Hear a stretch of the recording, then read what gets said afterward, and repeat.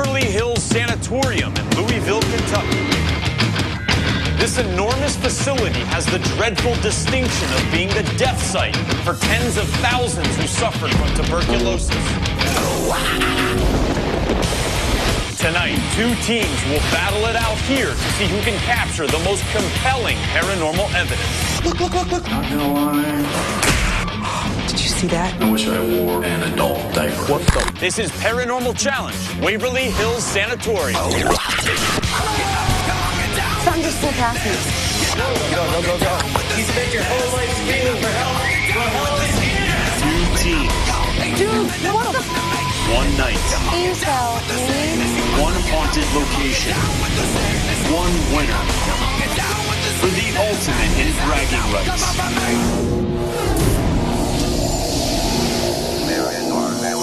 If you want to study and research paranormal phenomena, you must go to a place that is infested by it. Zach Bagans, the Paranormal Challenge chairman, is also lead investigator and co-founder of the highly respected and award-winning Ghost Adventures crew.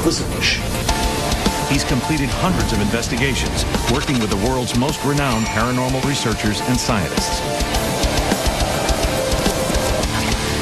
I picked these teams because of how different they are. And seeing those two different styles is why I chose these two teams to investigate Waverly Hills Sanatorium. Epic Paranormal, based in Cleveland, Ohio. We do use our women's intuition and our sensitivities. It's just important as any pieces of the equipment that we'll use. My name is Teresa Argy. I am the co-founder of Epic Paranormal. I've been investigating the paranormal since I was probably 8 years old. Teresa is an awesome investigator. She is so focused and professional. She basically carries our team. Hi, my name is Kathy Weber, and I'm the co-founder of Epic. She is the real parahistorian. Kathy is also a spirit magnet. It's amazing some of the things that happen when Kathy's around. I'm Darla Spector. Being a videographer, I wanted to bring something to the table. Her technical know-how is priceless when you're on an investigation. Besides keeping the energy going, she also keeps everything working as one. I think as far as the challenge goes here at Waverly, the haunted housewives are going to be cleaning house and cooking up a good investigation. Dark Alley Paranormal, based in Columbus, Ohio. What fuels us to be here and do what we do is the thrill of the hunt. My name's Aaron Salser. I'm the founder of the Dark Alley Paranormal Investigators. Our leader, Aaron, brings a lot to the table. He's great at delegating. I think that's just kind of the key for any investigator. My name is Alex Meyering. I am the equipment tech. I'll be the first guy if I hear something. I'm like, holy did you just hear that? Well, I'm out here to prove to myself that there is something there. Brian is our second investigator. Brian is the one to kind of take in his surroundings, and he's great at finding evidence that way. I'm all about the thrill of the hunt, just trying to find something. I honestly think we're going to win. They always say, don't go down dark alleys. Well, we're going to break that stereotype. We're going to go down that dark alley. Waverly Hills Sanatorium was a death factory. You were sent here to die. Waverly Hills opened its doors in 1926 as a state-of-the-art medical facility. But despite its best efforts, it couldn't save the tens of thousands of patients whose bodies were ravaged by tuberculosis. At the height of the epidemic, it was more of a mausoleum than a hospital, where an endless stream of cadavers were stacked and discarded through an underground passageway. Also host to murder and suicide, this corroding coliseum pulsates with spirit energy and is a notorious epicenter of paranormal activity. Waverly Hills Sanatorium. This is the ultimate in haunted locations in America.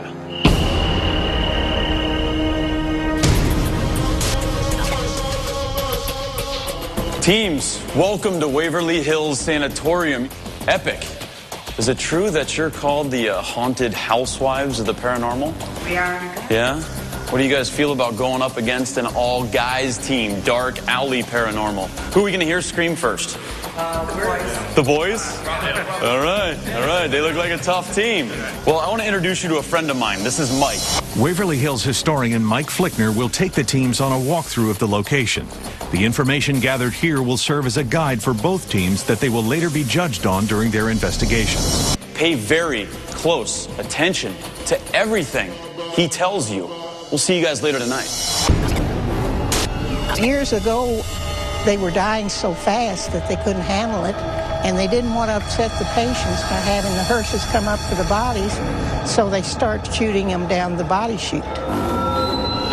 After about a death an hour, doctors soon noticed that many people were dying more from lack of hope than they were the disease of tuberculosis itself, hence the body chute. And at the bottom of the chute was a temporary morgue, also helped with the overflow of bodies as they were being winched down on this particular slab that you see here to your all's right.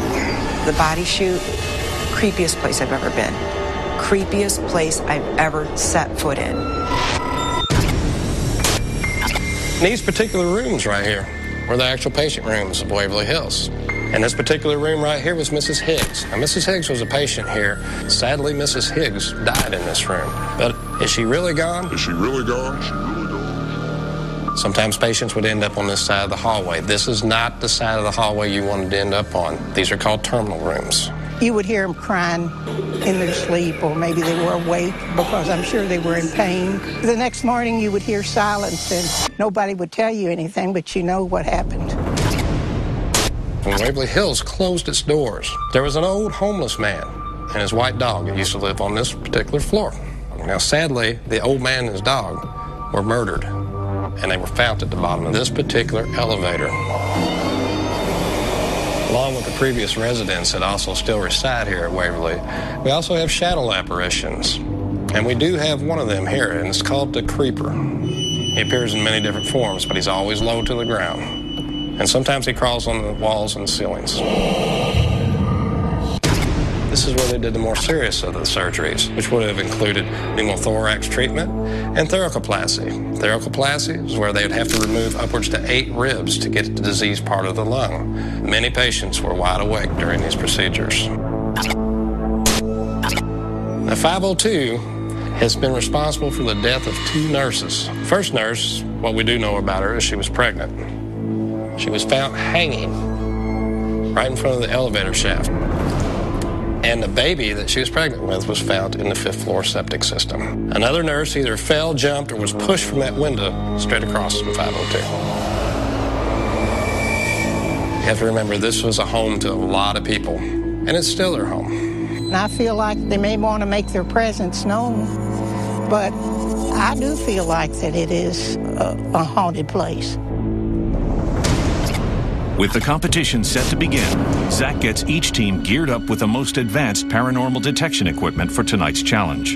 Teams, how you doing? Hey. How was that walkthrough? Amazing. Awesome. Anybody want to drop out? Because if you do, I'll take your spot. I want to go investigate with you. Definitely not. Well, let's get to it, all right? On this table are the same exact pieces of equipment that each of you will be receiving. 2 night vision camcorders. 1 will go on a tripod and not leave the tripod. 1 thermal imaging camera. 2 full spectrum cameras. 1 is a still, 1 is a camcorder. You also get 2 digital recorders. You also get a millimeter that measures for electromagnetic energy and temperature. Are you guys ready? Ready. Suit up right now. Wait for my signal, and we'll be watching you guys. See ya. Teams will conduct their investigations simultaneously. Epic Paranormal will begin in Zone 1, which consists of the first 2 floors and the body chute, while Dark Alley Paranormal will start off in Zone 2, which is comprised of the 3rd, 4th, and 5th floors. Strict time constraints are designed to push each team to the limit. They will only be given 2 hours to complete Part 1 of the investigation, then switch locations and continue investigating for 2 more hours in Part 2. Teams will be judged on overall teamwork, technological proficiency, historical knowledge, and audio and visual evidence they are ultimately able to capture. Tonight's judges are 3 of the country's most notable paranormal experts. To me, this is a good use of history. Dave Schrader, acclaimed paranormal conference lecturer, co-author of The Other Side, A Teen's Guide to Ghost Hunting, and the host of the popular talk show, Darkness Radio.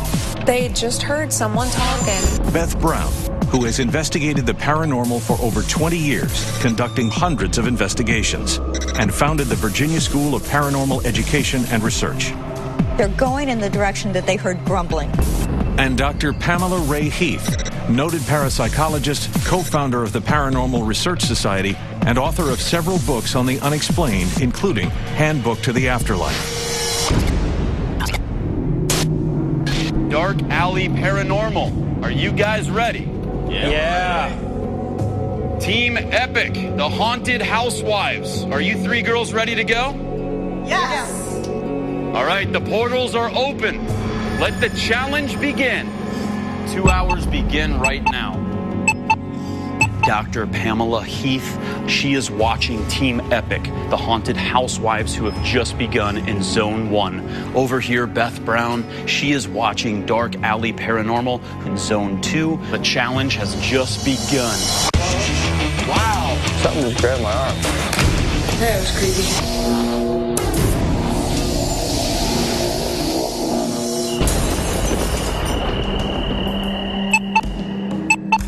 Tell us about the tech setup going on here. Yeah, each team has been given 5 pieces of equipment, so they've each got the exact same advantage going into this investigation. Then throughout the building, we also have some robotic cameras that are set up, so we can literally watch this investigation from every conceivable angle. Now, following each one of our teams, we also have a cameraman and a technician that will be following immediately behind him. So each one of the teams will be covered, we'll be able to tell exactly what's going on and get a full perspective of this investigation. Audio up, please, on Dark Alley. Is anybody in here with us? If so, we'd like to talk to you. We heard from the historian that you were murdered. You and your dog. We want to be able to tell people the truth. So if you could tell us your story, we'd really appreciate it. We should do a playback quick. Looks like they're listening in on EVPs at Dark Alley in real time. They just did an interactive audio session trying to contact the spirit of the homeless man who supposedly was murdered in that room. And they call that a burst session. A burst session is when you take a digital recording device, you go in for a short amount of time, you ask questions, and you immediately review the results right there on the spot. I love doing these short burst EVP sessions. I do too. It's not true, but we heard from the historian that you were murdered. You and your dog. Yeah, did you hear that? Something All right, there. so What was the time on it? 128. 128. So almost like a what or Yeah, something. it's like, what? We heard from the historian that you were murdered. You and your dog. You and your dog. All right, let's switch back over to Team Epic, please. Teresa is by herself in the scariest part of all of Waverly Hills Sanatorium, the body chute, or the death tunnel. These point-of-view cameras attaches to the team member's chest with a camera that's on kind of a banana arm and shoots back at their face.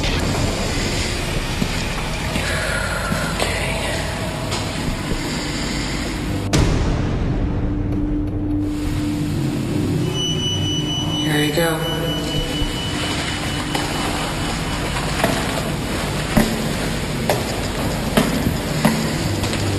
Okay, I'm gonna turn these lights out.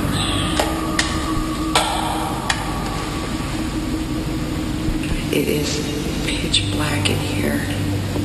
Being in an environment like this where so much of this death was, this energy, can it survive in this location and have an effect on you? Absolutely. It can be especially strong when it's in a close area and there's nothing to disrupt the energy. Like this tunnel. It's like a stagnant place for this energy to just, you know, remain. Hello? Did they bring your body down through this tunnel?